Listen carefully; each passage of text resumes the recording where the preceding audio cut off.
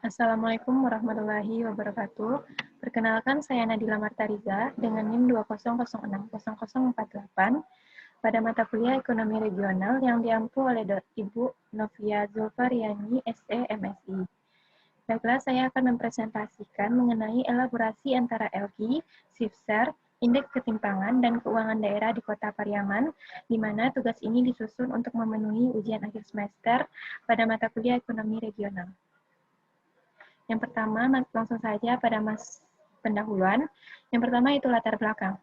Ilmu ekonomi regional atau ilmu ekonomi wilayah adalah suatu cabang dari ilmu ekonomi yang dalam pembahasannya memasukkan unsur perbedaan potensi satu wilayah dengan wilayah lainnya, di mana ilmu ekonomi regional ini menganalisis suatu wilayah atau bagian wilayah secara keseluruhan atau melihat berbagai wilayah dengan potensinya yang beragam dan bagaimana mengatur suatu kebijakan yang dapat mempercepat pertumbuhan ekonomi seluruh wilayah.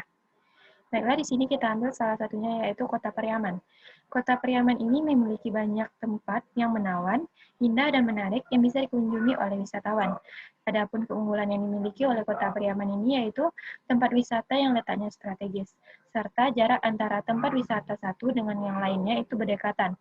Dan adanya keunggulan lain sumber daya alam ini dalam sektor pantai yang dimiliki oleh Kota Pariaman tersebut membuat pemasukan atau pendapatan di Kota Pariaman itu menjadi meningkat dan menyebabkan perekonomiannya ikut meningkat. Namun, di samping keunggulan tersebut, Kota Priaman juga memiliki berbagai permasalahan yang terjadi, yaitu seperti adanya masalah sampah yang berserakan di sekitaran pantai akibat dari perilaku para wisatawan yang membuang sampah sembarangan. Selanjutnya yaitu studi literatur. Yang pertama itu menurut Priarsono dan Sahara pada tahun 2007, ilmu ekonomi regional itu merupakan suatu cabang dari ilmu ekonomi yang dalam pembahasannya memasukkan unsur perbedaan potensi satu wilayah dengan wilayah lainnya. Sedangkan dalam jurnal lainnya yang diterbitkan pada tahun 2015, Kota Pariaman itu memiliki banyak tempat wisata yang menawan, indah, dan menarik yang bisa dikunjungi oleh wisatawan, salah satunya yaitu pantai. Adapun keunggulan dari atau keuntungan dari yang dimiliki oleh Kota Pariaman ini yaitu tempat wisatanya yang letaknya strategis, serta jarak antara tempat wisata yang satu dengan wisata yang lain itu saling berdekatan. Selanjutnya yaitu metodologi. Yang pertama yaitu location question atau LQ, di mana rumus LQ yaitu XI kecil atau di mana XI kecil ini merupakan nilai tambah sektor I di suatu daerah, dibagi dengan PDRB atau produk domestik regional bruto daerah I. Kemudian dibagi XI besar atau nilai tambah sektor I secara nasional dibagi PNB atau produk nasional bruto.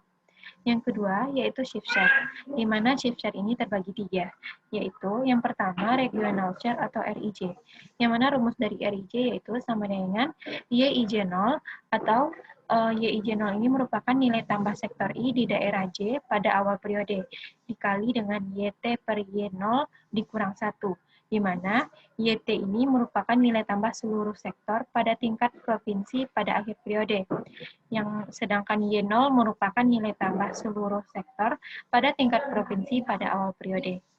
Yang kedua, yaitu proporsional industri atau industri mix atau yang disingkat dengan PIJ. Yang mana rumusnya yaitu PIJ sama dengan YIJ0, di mana YIJ0 merupakan nilai tambah sektor I di daerah J pada awal periode, dikali dengan YIT dibagi YI0, di mana YIT merupakan nilai tambah sektor I pada tingkat provinsi di akhir periode, sedangkan YI0 merupakan nilai tambah sektor I pada tingkat provinsi di awal periode, dikurang dengan YT dibagi Y0, di mana YT merupakan nilai tambah seluruh sektor pada tingkat provinsi pada akhir periode, sedangkan Y0 merupakan nilai tambah seluruh sektor pada tingkat provinsi pada awal periode. Selanjutnya yaitu diferensial shift atau yang disingkat dengan DIJ, yang mana rumus DIJ yaitu YIJ0 atau YIJ0 merupakan nilai tambah sektor I di daerah J pada awal periode, dikali dengan YIJT dibagi YIJ0, di mana YIJT merupakan nilai tambah sektor I di daerah J pada akhir periode dikurang dengan YIT dibagi Y0, di mana YIT merupakan nilai tambah sektor I pada tingkat provinsi di akhir periode, sedangkan Y0 merupakan nilai tambah sektor I pada tingkat provinsi di awal periode.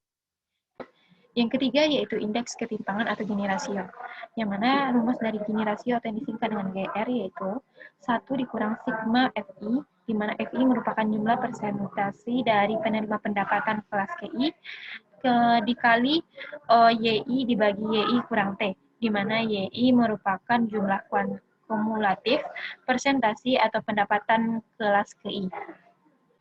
Baiklah, selanjutnya yaitu masuk pada pembahasan, di mana kita membahas analisis dari data di Kota Pariaman, yang mana yang pertama yaitu analisis LQ di Kota Pariaman.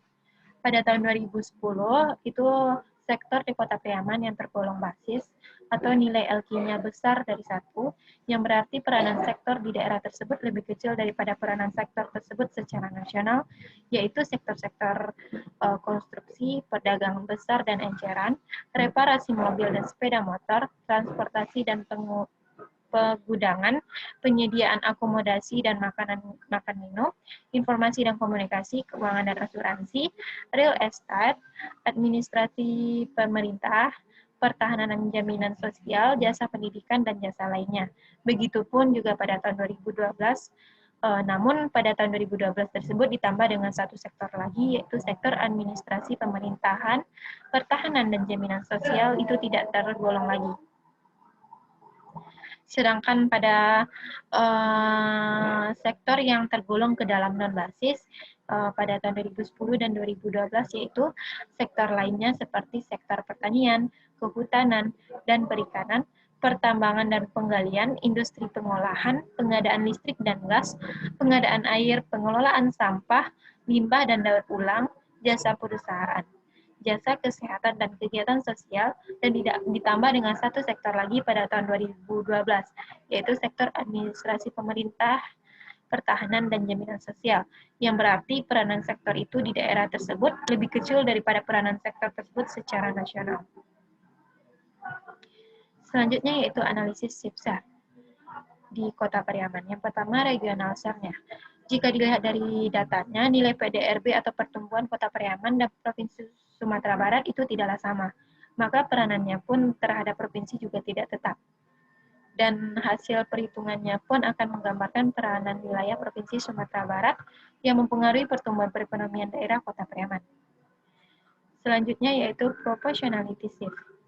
Dilihat dari datanya, sektor di daerah Kota Pariaman dengan nilai proporsionalnya yang positif dan bertumbuh secara cepat, yaitu sektor pengadaan listrik dan gas, konstruksi, perdagangan besar dan eceran, reparasi mobil dan sepeda motor, transportasi dan pergudangan, informasi dan komunikasi, keuangan dan asuransi, jasa pendidikan, jasa kesehatan dan kegiatan sosial, serta jasa lainnya. Sedangkan sektor lainnya seperti sektor pertanian, kehutanan, dan perikanan, pertambangan dan penggalian, industri pengolahan, pengadaan air, pengolahan sampah, limbah dan daur ulang, penyediaan akomodasi dan makan minum, real estate, jasa perusahaan, administrasi pemerintahan, pertahanan, dan jaminan sosial wajib, itu tergolong ke dalam nilai proporsional yang negatif dan bertumbuh dengan lambat. Yang selanjutnya yaitu differential shift, di mana berdasarkan data yang telah dihasilkan, itu sektor yang memiliki nilai diferensial shift yang positif atau yang memiliki keuntungan yang baik di Kota Pariaman, yaitu sektor pertanian, kehutanan, dan perikanan, industri pengolahan, penyediaan akomodasi dan makan minum, informasi dan komunikasi, real estate, dan jasa perusahaan. Sedangkan sektor lainnya seperti sektor pertambangan dan penggalian, pengadaan listrik dan gas, pengadaan air, pengelolaan sampah, limbah dan daur ulang, konstruksi, perdagangan besar dan eceran, reparasi mobil dan sepeda motor, transportasi dan pengadaan keuangan dan asuransi, administrasi pemerintahan, pertahanan dan jaminan sosial wajib, jasa pendidikan, jasa kesehatan dan kegiatan sosial, jasa lainnya itu tergolong ke dalam sektor yang memiliki nilai diferensiatif yang negatif atau yang memiliki tingkat pertumbuhan yang rendah. Yang selanjutnya yaitu analisis Gini rasio di Kota Pariaman.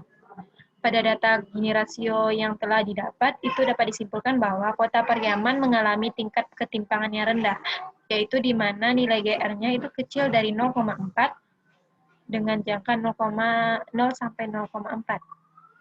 Yang mana pada tahun 2019 itu Gini rasio Kota Pariaman yaitu sebesar 0,3 dan meningkat pada tahun 2020 menjadi 0,31. Namun pada tahun 2021 itu Gini rasionya kembali turun menjadi 0,301. Analisis yang keempat yaitu analisis keuangan daerah atau APBD. Berdasarkan data APBD, pendapatan kabupaten atau kota di Sumatera Barat, itu dapat dilihat bahwa APBD Kota Pariaman itu pada tahun 2019 yaitu sebesar 647.513.208, yang mana pada tahun 2020 APBD Kota Pariaman tersebut mengalami peningkatan menjadi 685.621.17 rupiah. Itu akan tetapi pada tahun 2021 APBD-nya kembali mengalami penurunan menjadi 629.785.291 rupiah. Yang mana berdasarkan data dari Menteri Keuangan RI, kapasitas fiskal Kota Pariaman adalah sebesar 1,8323, yang berarti IKFD Kota Pariaman tersebut tergolong tinggi.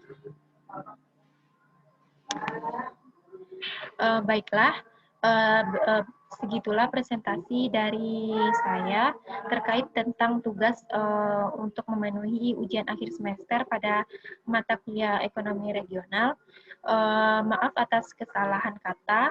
Saya ucapkan terima kasih. Assalamualaikum warahmatullahi wabarakatuh.